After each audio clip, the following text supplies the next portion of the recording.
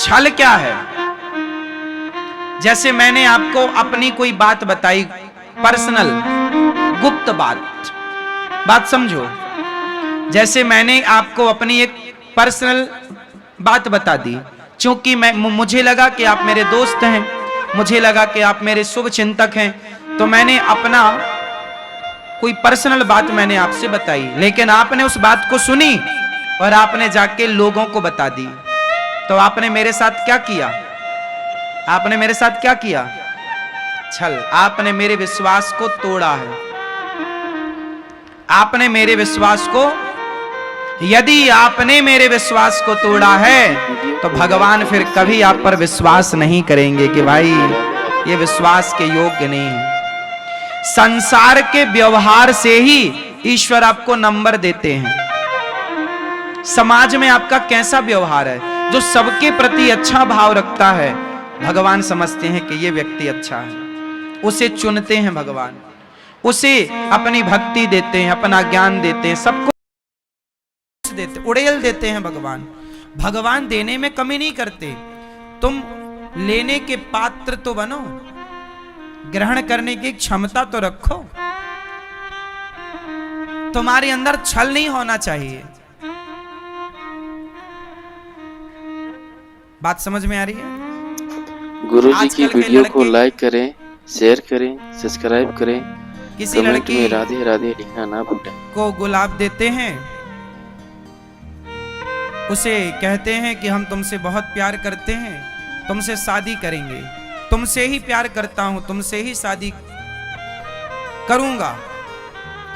पर उस लड़की ने एक दिन पकड़ लिया कि वो दूसरी लड़की के संग भी घूम रहा है। तो तुम्हारे साथ उसने क्या किया? क्या किया? यही है छल।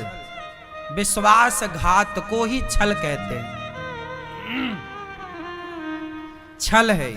और ऐसे लोग ना ऐसे लोगों को आप पसंद करेंगे और ना ऐसे लोगों को भगवान पसंद करेंगे। लेकिन आज के लोगों में ये छल कूट कूट के भरा है। गुरु जी की वीडियो को लाइक करें, शेयर करें, सब्सक्राइब करें, कमेंट में राधे राधे लिखना ना भूलें। नहीं, धोखा देने में तो पीएचडी कर रखी है, झूठ बोलने की तो मशीन है। छल भरा। इसलिए कलयुग में क्या है, सतयुग त्रेता द्वापर में छल नहीं था कभी कभी कहीं कहीं कोई पहले के लोग, रावण जैसे लोग छल, मतलब छल करने वाले लोग ही अलग थे उस टाइम पर। रावण जैसे, मारीच जैसे, शकुनी जैसे, ये सब छले, अलग ही वैरायटियां थी, अलग ही दिखते थे। लेकिन आजकल के तो लोग सगा बेटा बाप के साथ छल कर देता है। हाँ या ना? पति पत्नी के साथ छल कर रहा है, पत्नियां पति के साथ छल कर रही हैं। छल।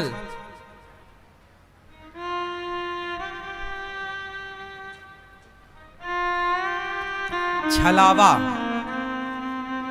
ये छल है। अब चलते हैं कपट की ओर। ये कपट क्या है आप बताओ? कपट कहते हैं कि जितना भोजन है वो सारा मुझे ही मिल जाए, आपको ना मिले। बाप की जितनी संपत्ति है वो मुझे ही मिल जाए सारी, बड़े भैया छोटे भैया को बिल्कुल ना मिले। ये भावना, मेरे बेटे को मलाई वाला दूध मिल जाए, जेठानी के बेटे को नीचे का दूध दे देंगे बिना मलाई का।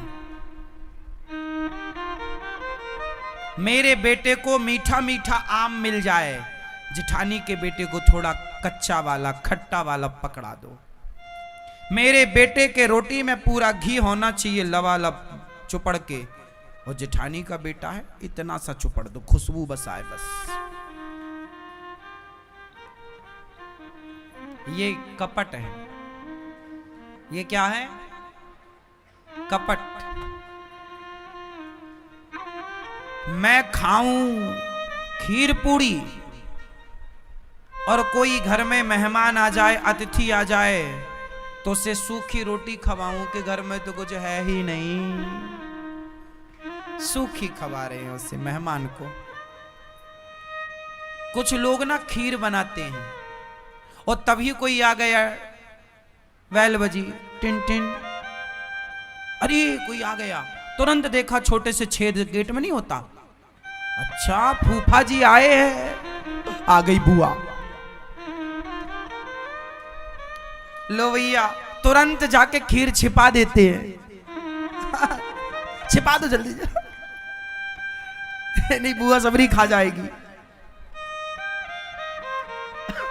छिपा दी खीर। अब मेहमान आए बैठे, तो आप तो इंतजार कर रहे हैं कब ये जाएं, कब हमारी खीर ठंडी हुई जा रही है।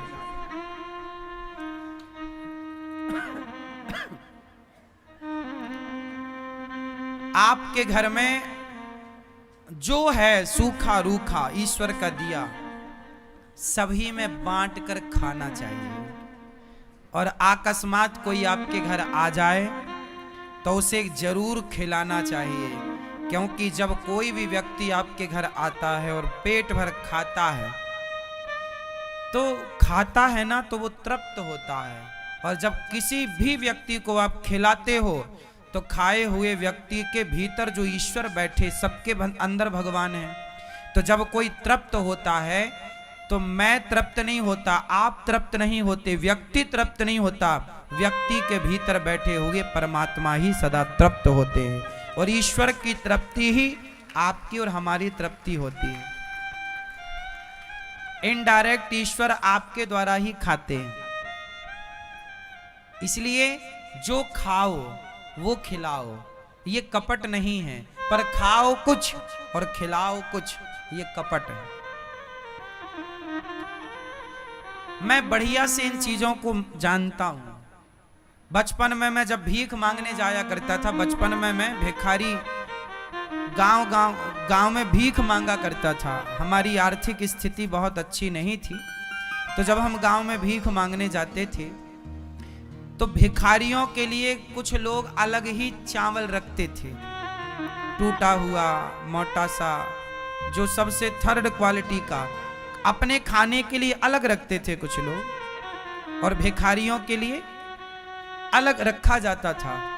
पहले के टाइम पर भिखारी लोग आते भी ज्यादा थे, तो लोग खाने का चावल अलग रखते थे और देने वाला चावल। आप में से ये याद है, ये दौर देखा है आप लोगों ने? हम तो गुजरे हैं ना, हमें तो खूब अच्छे से सब पता है। जब हम भिक्षा मांगने जाते थे तो लोग अपना खाने के चावल अलग खाते थे और हमें अलग देते थे भिखारियों के लिए। हम ले लेते थे, हमें कोई दिक्कत नहीं थी, हमें तो बस गरीबी थी तो पेट भरने से मतलब था। हम तो बस ये पहले ये जानते थे चावल होता है, बस चावल भी नाना प्रकार के होते हैं, ये तो अब जाने। पहले तो बस ये जानते थे कि चावल होता है और चावल खाया जाता है। रोटी होती है, रोटी खाई जाती है, पर रोटी की गेहूं भी कई प्रकार की होती है, ये बहुत बाद में जाने। अब समझ में आता है कि अच्छा इसमें भी वैरायटी होती है। पहले तो बस भिखारी को जो मिल जाए। तो जब हम लोगों के घर जाते थे तो लोग हमें देते थे।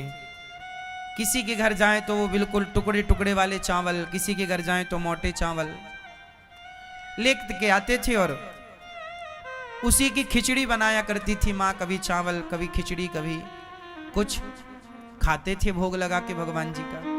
लेकिन मन में एक भाव था, हम देखते थे ना लोगों के घर, देखो बच्चे थे, गांव में ही जाके बैठना उठना खेलना, उन्हीं के घर में जाके खेलते थे उन्हीं के बच्चों के संग, और उन्हीं के घर जाके भीख भी मांगा करते थे।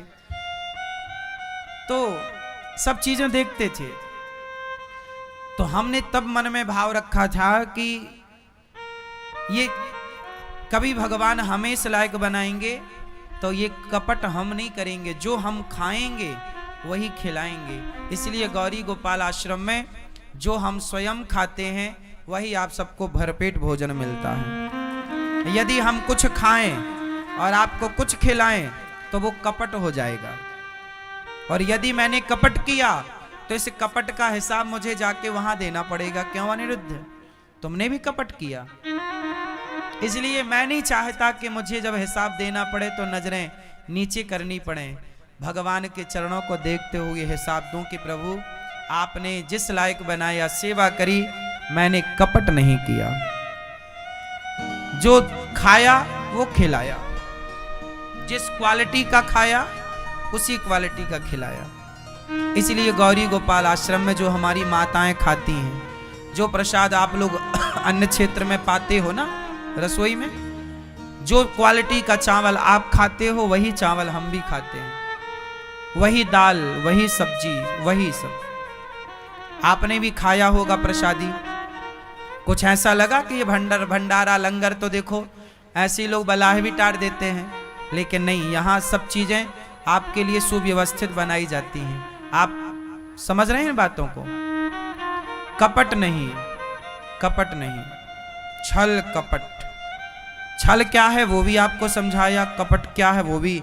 इसलिए इन चीजों से बचिएगा, क्योंकि आप देखें ना देखें, हम देखें ना देखें, आप वृंदावन आते हैं ना, तो आप ये थोड़ी देखते हैं कि किस क्वालिटी का चावल गौरी गोपाल आश्रम में मिल रहा है। आप तो प्रसाद की भावना से पाते हैं, लेकिन ये तो मेरा धर्म है ना कि मैं आपको अच्छे से अच्छा खिलाऊं, आपकी अच्छे से अच्छी सेवा करूं। ये तो मेरे से सवाल होगा ना कि जब मेरे भगवान पूछेंगे कि जब वृंदावन मेरे भक्त आए तो तुमने उनकी किस तरह से सेवा की, क्या खिलाया, ये तो मेरे से सवाल होगा, जवाब मुझे देना पड़ेगा। इसलिए आपसे भी एक सवाल होगा कि आपने अपने भाई के साथ, अपनी पत्नी के साथ, बच्चों के साथ, पिता के साथ, माता के साथ, समाज के साथ कितना आपने छल किया, कपट किया, क्यों किया, क्या जरूरत थी?